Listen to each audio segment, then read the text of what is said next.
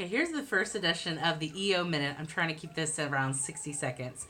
But I just got my doTERRA Living magazine in the mail, and they had a whole DIY section in here about just changing up your cleansers to detoxify your home and eliminate those toxic cleansers. And majority of cleaning products on the market are toxic. They are endocrine disrupting, which means they can cause cancer. So we want to remove those from our home and replace them with healthy alternatives. And it's really simple. And guys, it's crazy cost effective to use essential oils and vinegar, Castile soap, water, those types of options. You mix some of these ingredients together and you're going to have a fantastic cleaner that does not hurt your body. So, melt tea tree oil with distilled water and white vinegar is a great all-purpose cleaner. A grease cleaner would be wild orange, distilled water, and vinegar.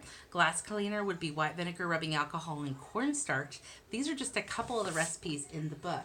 But if you can Google essential oil cleaners, and for any type of job that you have in your home, you can create a very easy, very economical recipe from toilets to bathrooms, everything in between that are healthy and safe for you and your family. Okay, so that's your EO Minute. I challenge you to take an hour this week and detoxify your cleaning products.